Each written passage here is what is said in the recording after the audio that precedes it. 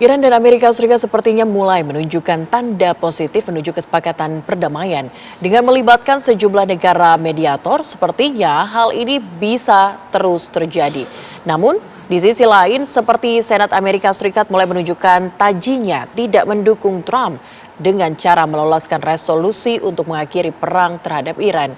Apakah arah kesepakatan dengan Iran karena Trump terdesak oleh resolusi yang digelontorkan Senat Amerika Serikat? Lantas, bagaimana dengan keinginan Iran yang tetap menghendaki melengkapi persenjataan perang? Walau ada rencana inspeksi situs-situs nuklir di Iran oleh Kepala Badan Pengawas Nuklir PBB. Untuk membahasnya, telah bergabung bersama dengan kami pengamat Timur Tengah, Hasibullah Sastrawi. Selamat pagi. Selamat pagi Mbak Celia. Oke, Pak Hasibullah, bagaimana kemudian Anda melihat konflik militer saat ini antara Amerika Serikat dan juga Iran yang saat ini bisa kita lihat mulai menunjukkan sisi positifnya? Ya, saya rasa dua negara ini berangkat dari keadaan yang minus, yang tidak saling percaya satu sama lain, tapi mereka mencoba untuk membangun kepercayaan itu. Dan secara perlahan penguatan-penguatan menurut saya bisa kita saksikan bersama terjadi dalam hubungan kedua negara ini. Nah, memang ada beberapa tantangan istilahnya yang akan cukup menentukan ke depan sejauh mana poin-poin 14 poin yang telah disepakati itu bisa diterjemahkan dalam kehidupan sehari-hari. Nah, salah satu diantaranya adalah suara-suara menurut saya di kedua negara yang katakanlah cenderung negatif atau kurang menerima kesepahaman atau kesepakatan di antara Iran dan Amerika. Katakan di Amerika sendiri kelompok-kelompok yang terkejut atau bahkan tidak menerima kesepahaman ini kan terus terang semakin tinggi, karena kalau bagi mereka kesepakatan ini dianggap sebagai hadiah ataupun sebagai keuntungan yang lebih banyak kepada Iran, terutama kalau dibaca secara umum 14 poin itu, di mana Iran banyak mendapatkan keuntungan terutama berkaitan dengan katakanlah aset-aset ataupun aspek material daripada daripada yang dinikmati oleh Iran berdasarkan kesepakatan ini. Nah, hal yang kurang lebih sama menurut saya juga terjadi di Iran. Di Iran kita tahu bahwa situasi internal itu tidak selamanya satu suara, bahkan cukup keras sebagian pihak menentang, mempertanyakan, bahkan meragukan kesepahaman ini dengan berdasar kepada pengalaman-pengalaman yang ada.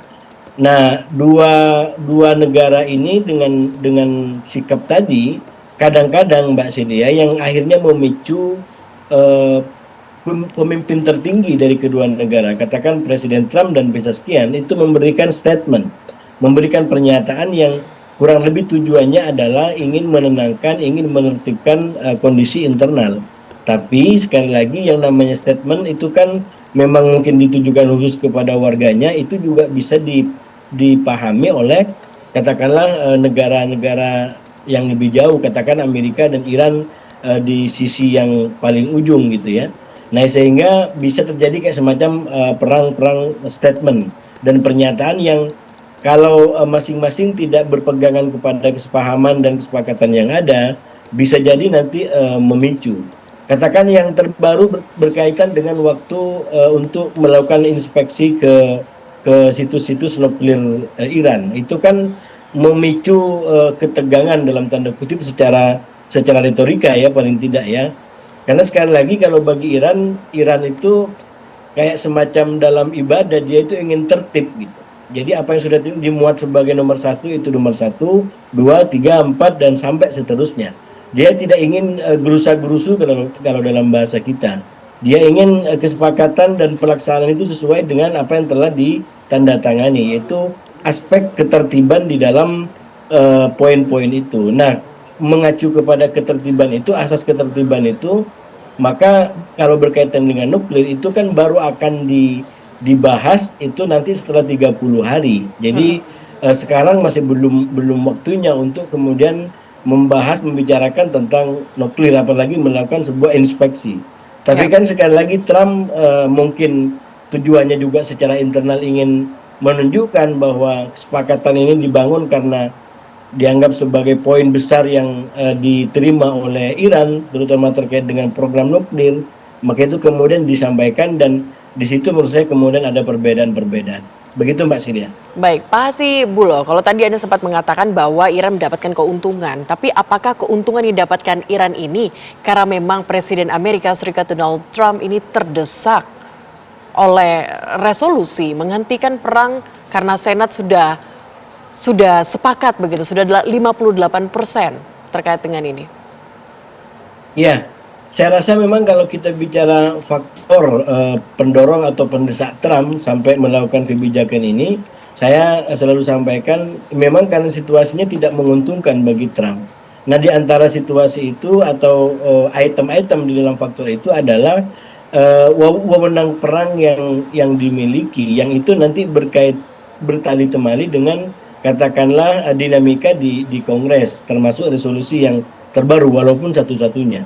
Ya. Jadi aspek itu menurut saya cukup memberikan tekanan walaupun Presiden Trump dan Presiden Amerika yang lain sebenarnya sebelum-sebelumnya masih banyak punya ruang untuk bermanuver terkait dengan itu. Karena sekali lagi undang-undang perang di Amerika selama ini juga sudah ada, di era Obama juga pernah ada, tapi sekali lagi perang tetap diambil di waktu-waktu terdahulu dan selalu ada ruang-ruang lain yang bisa digunakan. Tapi secara politik menurut saya itu bisa menjadi tekanan lebih kuat. Nah, apalagi kemudian bertali temali saya sampaikan dengan kepentingan pemilu.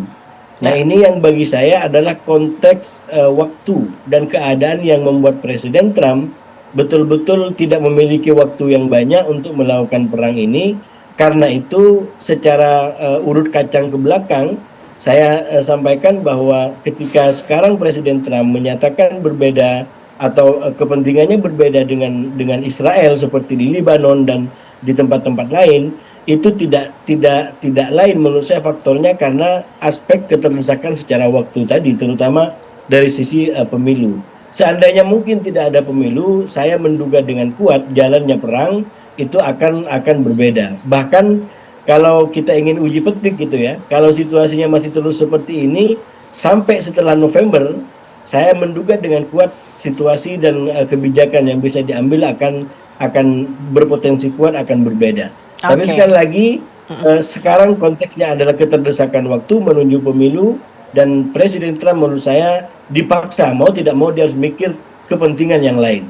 Bagaimana partainya bisa menang dan dalam konteks itu tidak ada lagi kekuasaan yang lebih besar kecuali kekuasaan politik dan dalam pemilu, dalam demokrasi pemilu itu adalah kepentingan utamanya. Jadi dia harus tunduk pada kepentingan itu.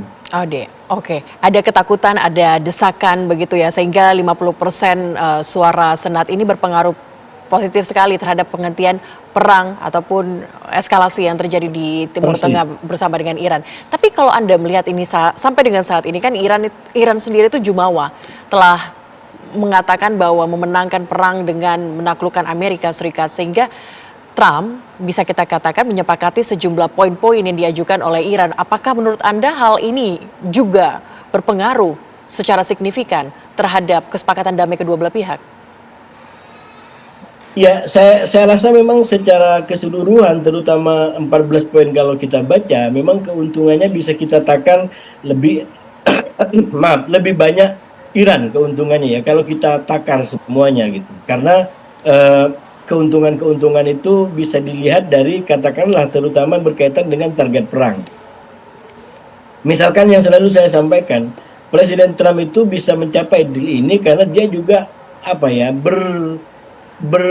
menyesuaikan diri dengan tuntutan-tuntutan Iran. Katakan berkaitan dengan program rudal yang dia punya. Itu rudal balistik ya.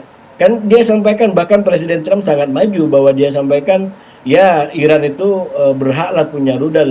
Negara-negara lain tetangganya juga pada punya rudal. Jadi rudal tidak menjadi persoalan. Kurang lebih yang menjadi concern Trump adalah hanya kepastian bahwa Iran tidak akan memiliki senjata nuklir.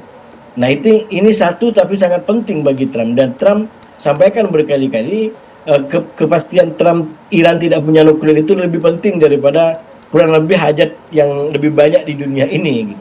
Nah ini sekali lagi menunjukkan bahwa memang Presiden Trump kompromi atau memilih sikap lebih realistis daripada yang diinginkan oleh Israel selama ini, bahwa tujuan perangnya katakanlah nuklir, lalu kemudian menghancurkan program rudal balistiknya, lalu kemudian komitmen untuk tidak membantu proksi-proksinya di kawasan gitu ya.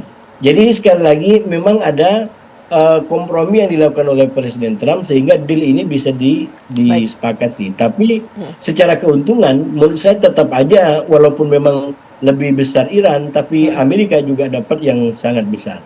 Salah satu yang selalu disampaikan, contohnya ya, dia sampaikan bahwa kalau Hormuz ini tidak segera dinormalisir, maka sangat mungkin akan mengalami krisis global secara lebih besar, terutama dari aspek katakanlah kecukupan energi dan minyak. Nah, Baik. bagi saya itu adalah realitas yang harus juga disikapi gitu. Dan kalau kita bicara aspek itu, katakanlah Iran sekarang sudah dapat 12 miliar US dollar dari kesepahaman ini, maka sebenarnya masyarakat dunia sudah mendapatkan jauh lebih banyak.